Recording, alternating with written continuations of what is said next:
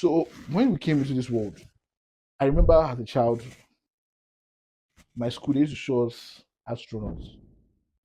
So a lot of us wanted to become astronauts. Then we saw pictures of pilots. A lot of us wanted to become pilots. We saw pictures of medical doctor. A lot of us wanted to become medical doctor. We saw pictures of lawyers. A lot of us wanted to become lawyers. As a child, you can never know what you will become. But the thing is, some parents condition their children to becoming something. And I don't know why they do that. Maybe they condition their children to becoming something they wish they could have become. And I don't know whether it is right or wrong. But at the end of the day, everybody owes it in himself to decide on what you're going to do with your life. Now, I'm not even talking about what you're going to succeed at. I'm talking about what are you going to do with your life. So let me give you a brief example from my own personal experience. My dad was not good with maths when he was young.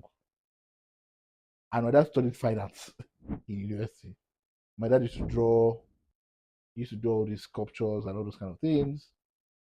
And because he was not good in maths, he married my mom, who was also not so good in maths, but she was good in um, things that had to do with chemistry. But she studied industrial chemistry, things that had to do with sciences. But because my dad knows that he wasn't good in maths, and he knows that maths is important, all my lesson teachers that ever taught me lesson, they were all math teachers. So I don't have any English teacher. I don't have social studies. I don't have, all my teaching is maths. And it was not just for me, it was for me and my brothers.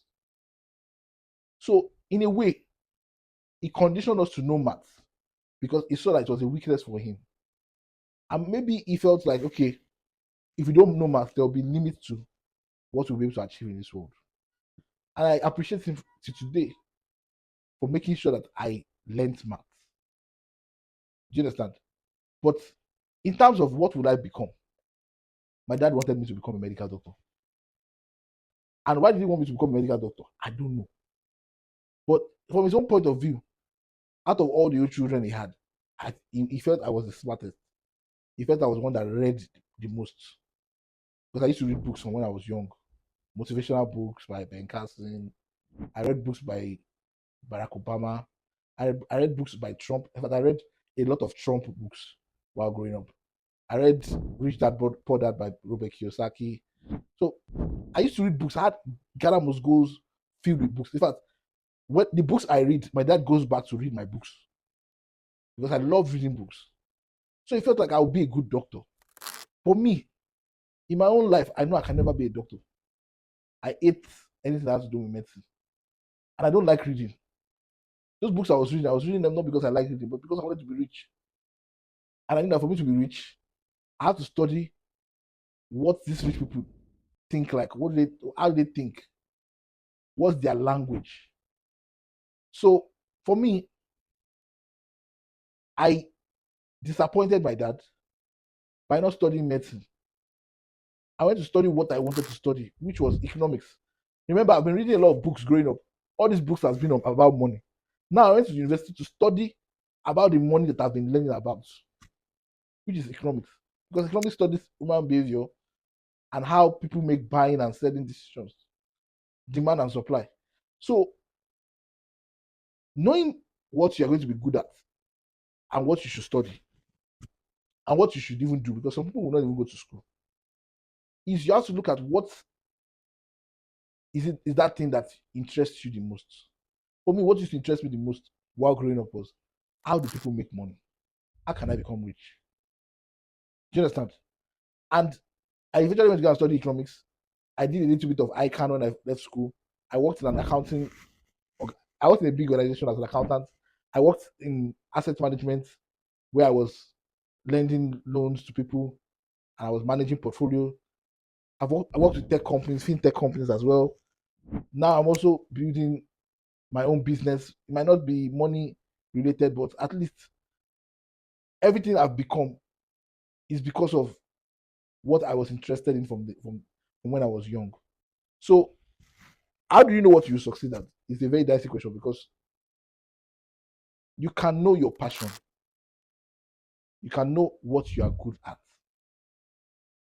and if you can do that thing effortlessly, and you can use technology to make sure that people know you for that thing, there's a possibility that you'll be very, very rich or you succeed at that thing. So if you're a good cook, you can use social media to show the world how you cook, and that can make you a very, very successful cook. If you're a good racer, you can use do a competition race, and that can make you a lot of money. If you're a good footballer, if you're a good musician, if you're a good doctor, if you're a good businessman, that can also help you. So knowing what you succeed at is just more like discovering what you are passionate about and discovering it early. Now that's number one. After you have discovered your passion and God has helped you to study or create a career around your passion, you must now discover why you were created, your role in life, and how are you supposed to play your part. So even though me I study economics and I'm into business today, I am not a businessman. I might be in a business, but I don't do day-to-day operations of businesses. I'm bad at administration. I'm better at operations, but I'm bad at administration. And I know it. And I don't deceive myself.